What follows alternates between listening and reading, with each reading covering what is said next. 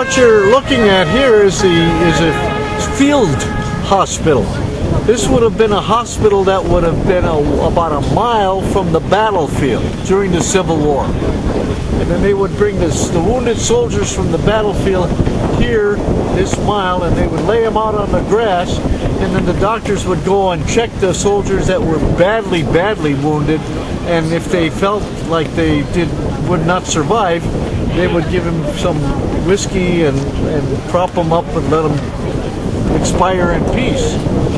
Otherwise, if they had a soldier that they looked at and the wound was not serious enough or maybe needed to be amputated, but it saved the life of the soldier, then they would be brought right here, as you see this soldier on the table, and we would amputate whatever was necessary. And 75 out of 100 soldiers that got wounded and got amputations survived and went home. That's pretty good statistics. That's 75%. That's pretty good statistics for the Civil War.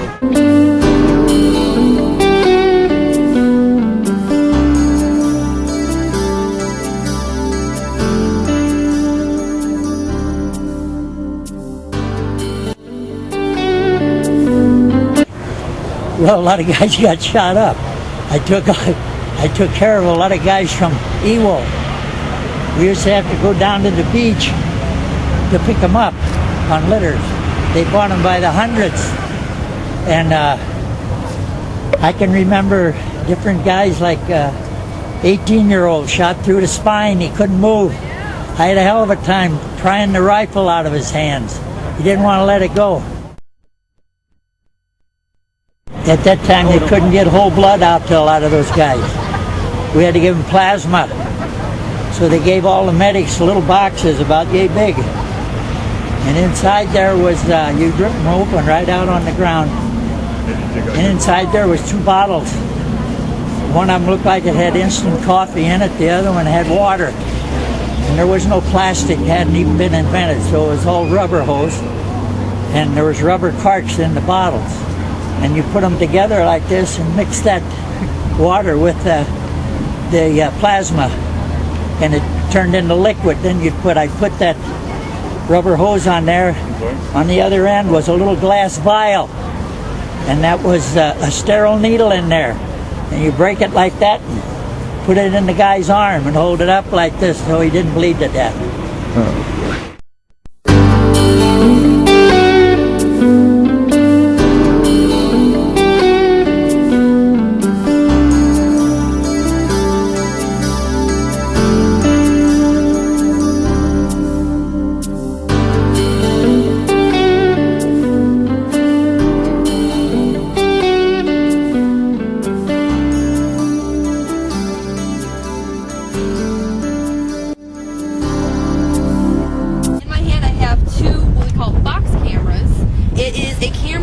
Down to the absolute simplest form that it could be. You have the lens for focusing, a lens film.